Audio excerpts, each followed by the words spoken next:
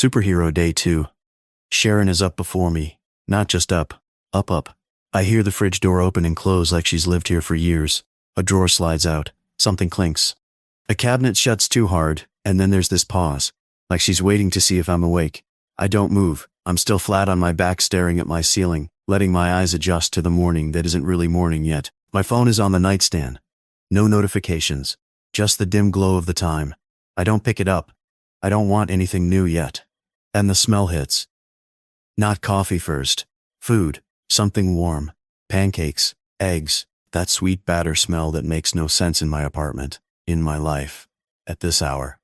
It's the kind of smell you get at a diner when you didn't sleep and you're pretending you did. I lay there another second, listening. I can hear her moving around. Light steps. Quick steps. Like she's trying to keep herself busy so she doesn't have to think. And I get it.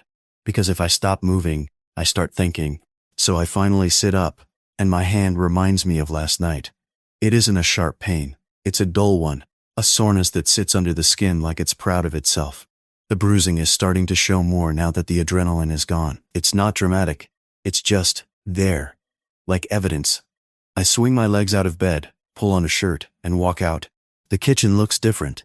Not because the kitchen changed.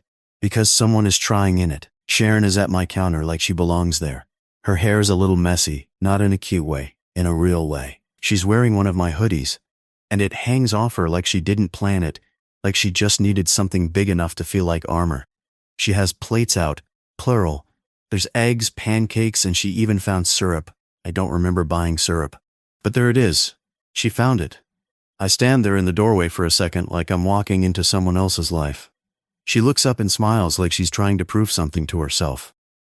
Breakfast, she says, like it's the most normal thing in the world, and I honestly don't know what to do with it. My normal mornings are simple. Coffee, a roll, butter, if I remember. Half the time I'm already walking out the door while I'm chewing. But she's got this whole spread like she's trying to make the world feel safe with food. And I can't say no. I can't say this is overkill. I can't say you don't have to do this. Because she's not doing it for me. Not really. She's doing it because she doesn't know what else to do with what she's feeling. And breakfast is something you can hold in your hands. It's something you can finish. It's something you can complete. Something that ends. Last night didn't end. So she made something that could. I sit down. And as I sit, the whole thing hits me again, like a delayed wave. Not the food. The reason she's here. The bastard from last night. The way people think they can put hands on someone and call it normal. The way they do it, like they're entitled to it, like it's a right. It always makes my stomach turn. It always has. I'm not looking for thanks. I'm not looking for gratitude. I'm not looking for someone to make me breakfast. I'm just trying to make sure nobody gets hurt again. I'm just trying to make sure it's lighter for somebody than it was a minute ago. Sharon puts the eggs down in front of me like she's presenting a peace offering. I look at it and realize something is missing. Coffee. And it's weird because coffee is always the first thing. I glance at her. She's watching me, like she's waiting for a reaction. Like she needs to know if she did okay. I stand up. Coffee. I say. She blinks. That sounds great. I walk over to the machine, fill it, hit the button. The familiar sound of it starting up, click, hum, drip, does something to my brain. It's grounding. It's stupid, but it's grounding. I bring 2 cups over. We sit, and we talk, but we don't talk about anything. Not last night. Not the guy. Not their apartment. Not what happens next. We talk like 2 people trying to pretend that the morning is allowed to be normal. She asks me about the office like she's curious. I tell her a little. She asks if it's always busy. I shrug. I ask her if she slept okay. She says yes too quickly. Then she takes a sip of coffee like it might make her answer true. After a few minutes, it hits that moment where the silence starts to pool. So I ask, "What's your plan for the day?" She shrugs, but it's not casual, it's empty. I nod like I expected that. "Well," I say, "I could take you to a friend. He knows how to handle these proceedings. He's good at it." She looks up at me fast. You would do that? "Yeah," I say. "I definitely can." Her face shifts a little. Relief, but also the fear that comes right behind relief. Like relief is dangerous because it makes you soften, and softening feels unsafe. I like that. She says quietly. I need, like, a half hour. Sounds good. She disappears into the spare room like she's moving on instinct. And I swear, I don't know what she does in there, but exactly 30 minutes later she's out again, hair pulled back, shoes on, moving like she's trying to act like she's fine, and we're off. Chapter 2. The ride is quiet. Not uncomfortable, exactly. Just quiet in that way where the car becomes a little bubble where nobody wants to say the wrong thing. The streets feel normal. People walking dogs. Someone jogging with headphones. A guy carrying a bagel and coffee like he's got nothing in the world to worry about. I watch Sharon in the passenger seat. She's staring out the window, but her eyes aren't really on anything. Her hands are folded in her lap, like she's holding herself together. I keep my driving calm. No music. Just the sound of the road and the occasional turn signal. When we get to my buddy's office, she hesitates for half a second before getting out. I don't say you're safe. I don't say it'll be okay. Because I don't control that. So I just open my door, step out, and walk around to her side, like I'm physically reminding the world that she's not alone right now. I introduce her. He's professional but kind. He's seen this before, not in a jaded way. In a this is real life and it's ugly way. Sharon clutches her bag like it's a life vest. She glances at me once, quick, like she's checking that I'm still there. I'll be back. I tell her. She nods, and I can tell she doesn't fully believe anything yet, but she wants to. I leave her with him because I know he'll take care of the legal part. And I hate that there's a legal part to someone being safe. I hate that safety requires paperwork. But this is life, so I let it happen. And I walk back to my car. The second I'm alone again, I feel it. That tug in my chest that doesn't have a name. Like something is missing. Like I'm running a race, and I forgot what I'm running toward. I sit there with the engine off for a moment, hands on the steering wheel, and I don't move until my breathing slows down. Then I head downtown. Chapter 3. Our office lobby always smells like a mix of polished floors and coffee that's been sitting too long. Larry is at the front desk, like always. He greets me with a smile that looks like it belongs on a greeting card. Bright as the day is warm, he says. Isn't it great? We're here on this planet and we're happy to do it. I actually laugh a little. Not loud, just a short breath. Larry, I say, you're so right. He leans forward like he's sharing a secret. You've got a long line of people waiting. My stomach drops just a little. Ready? I ask. Yep, he says. 2 partners, your assistant, and somebody else sneaking around like they don't want to be seen. Thanks for the heads up, Larry grins. If you need a distraction, we can do our usual trick. He says it like it's a game. I might, I tell him. Can I run? Can I run up this time with an official look, like you're needed, and holding my gun? I stare at him. Then I shake my head. I wouldn't go that far, Larry. He nods like he respects the boundary. Fair. I hit the elevator button and catch the express. The ride up feels too quiet. Those mirrored elevator walls always make you look at yourself longer than you want to. I step out, and Pristine is there, exactly like she's been tracking my movement through the building like a radar. She falls into step beside me. So, She says, 2 partners are here. Oh. Wayne and Larry. I stop. Larry? I just talked to. Not Lobby Larry. She says, already anticipating me. You know, Larry who always has a problem. Larry who needs you to solve it. I exhale through my nose. His issue is money, and how he wasted. There's no way I solve that. Christine gives me a look. He's adamant today. He was here before Wayne. Great. I rub my hand without thinking. The bruise catches and I stop. Quit Larry in the conference room, I say. I'm grabbing coffee first. I'm not even going to my office. Wayne? Have him in my office. I'll deal with Larry first. She nods. You want me in both meetings? Yes, I say. I want you with me. And I mean it more than I say. Because Christine knows how to read the room. And she knows how to keep things from getting ugly. And I'm tired. Chapter 4. When I open the conference room door, Larry is already standing like he's been rehearsing this moment. Gray hair, late 60s, cardigan, black pants, hands out like he's ready to shake. His smile is too big. My assistant is behind me, but Larry barely notices her. I'm so glad you came, he says fast. Thank you so much for meeting me. I know it's an inconvenience. I know I didn't make an appointment. I just need you to help me solve all my issues with one little thing. I don't say anything. I just need a check for $150,000, he blurts out, and that will solve it. I won't ever see you again. You won't need to talk to me.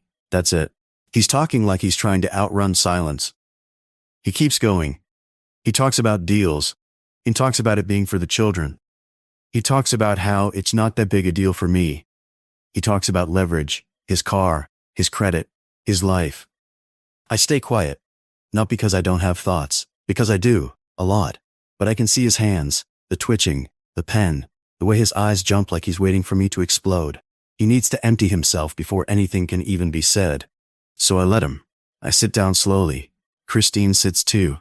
Larry keeps talking. 5 minutes? Maybe 7. Long enough that the room starts to feel like it's shrinking. I watch him and I feel that weird familiar thing, the weight of being someone people show up to when they're desperate. It's not flattering, it's heavy, and it never feels clean. Eventually he takes a breath. Just one. Like his body finally runs out of fuel. I stand up. Larry, I say. Calm. Thank you for coming. I'll take it under advisement. He nods fast. Yes. Yes. Can we reach you at your normal spot? Oh yes, he says. Definitely. And will you be able to send us a memo, I add, telling us what it's for and why you need it? His eyes flicker. Well, this is just a donation, he says too quickly. That's really what it is. Not for me. It's for the children. I nod like I'm not hearing all the holes in that sentence. Thank you, Larry, I say. Always a pleasure. He shakes my hand and leaves like he's afraid if he stays longer he'll fall apart. The door closes. I look at Christine. Do you even know what that was about? I ask. She shakes her head. No. Hopefully the memo clarifies, I say. But I already know it probably won't. She waits. What should we do? I sit back down. The chair squeaks. The room is suddenly too quiet. If it's a donation, I say slowly, we can give something. But it's got to be real. It's got to be signed. It's got to be final. I can't keep doing this. I rub the bridge of my nose. This is the 3rd time this year. Christine doesn't argue. She just listens. I know Larry can do good things, I say. But I don't want money disappearing. I want it to land somewhere, tangible, something that actually makes something lighter for people. She nods. So, a project. Yeah, I say. One time. Something with a beginning and an end. I pause. Then I add, and I want you to look at what else we can do in this community. Not just reacting to the bad news, something that actually holds. Christine sits straighter. Like what? I don't know yet, I admit. But I keep seeing the same patterns. People cracking. People desperate. People doing stupid things because they feel cornered. I swallow. And I can't keep seeing it and doing nothing in the daytime. Christine nods, making a note. Then she looks up. Wayne? I exhale. Yeah. Wayne's easier. At least I think I know what he wants. We stand.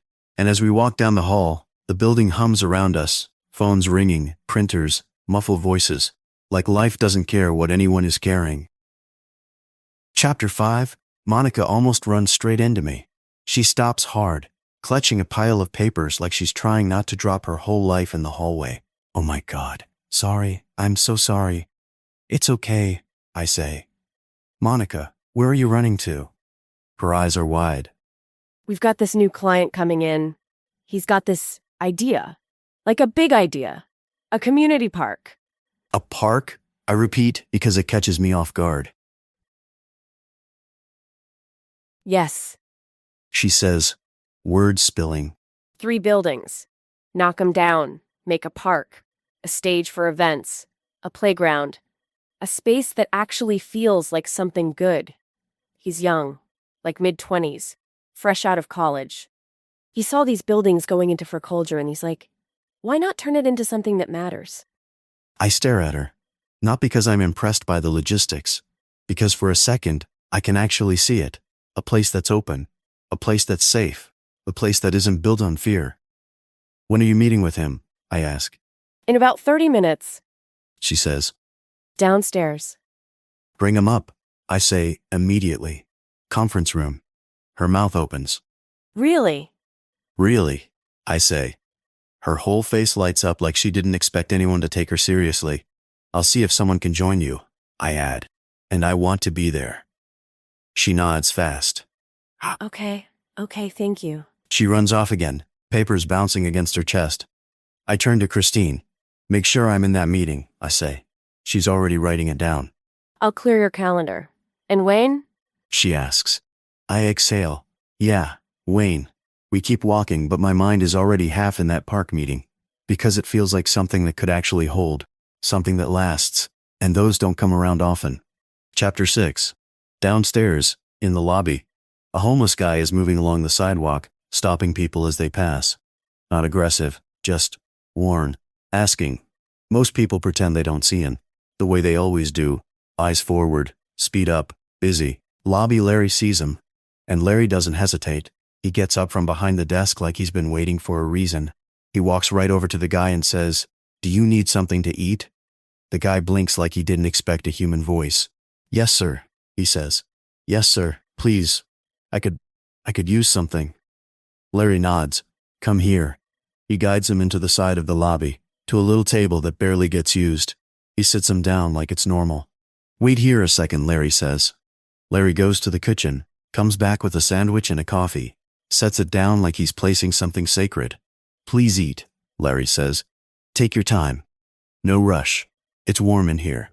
The guy's hands shake as he picks up the sandwich. "This isn't," he starts. "You'll be fine," Larry says, cutting him off gently. "If anybody says anything, point to me. I'll take care of it." The guy stares at Larry like he's trying to understand what kind of world this is. "You sure?" he whispers. "I'm sure," Larry says. And I stand there for a second watching it. That's the day work. Not speeches, not saving the world.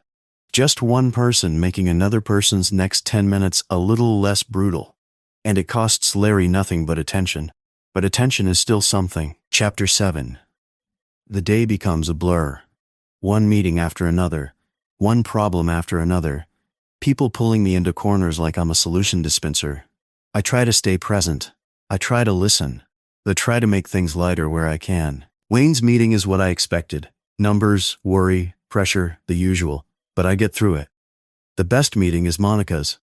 Because the kid comes in with this energy that's almost reckless. Not arrogant, just hungry. Like he actually believes something good can happen. He lays out sketches, rough drawings, and photos of the buildings. He talks about the neighborhood like he cares about it, not like it's a project. I don't promise anything. I don't do that. But I listen hard, because listening is the first step of helping. It always is. By late afternoon, my eyes feel gritty. My coffee is turned into that cold, bitter sludge at the bottom of the cup. My phone buzzes once, and I ignore it. Then it buzzes again. This time I look. It's my buddy, the attorney. I pick up. "So," he says, "how's it going?" His tone is casual, but I can hear the edge underneath. "Well," I say, "it's straightforward." There's a pause. "Sharon definitely has a mess on her hands," he says. "I know. You sure you want to get into this?" he asks, not like a warning, more like he's checking if I'm still me. "You know I do," I say. He chuckles softly.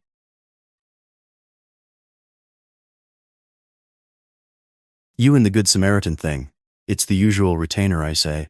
"No problem," he says. "But we've got to serve the guy." My jaw tightens. "I know he's going to get violent," he adds, like he's saying the weather report. I stare at the floor. "Do you have guys that can handle it?" I ask.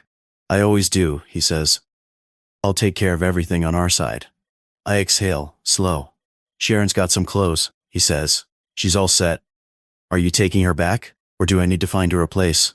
"She can stay with me," I say, and it comes out like it was never a question. "She'd prefer to," he says. "Some more." "That's fine," I tell him. "Spare room, no problem." I pause, then add, because it slips out, "She made breakfast this morning. Pancakes. Eggs." He laughs. "Yeah.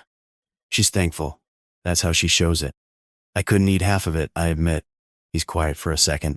And he says, "You want me to ask her what she wants to cook so you can get groceries?" I blink. "Yeah." The word surprises me. "Yeah," I repeat. "Get a grocery delivery. Before we get there, here's my card." "I've got it," he says. "I'll have it delivered." "I'll pick her up in half an hour," I tell him. "Okay," he says. Then his tone shifts. "You gonna be okay?" I don't answer right away.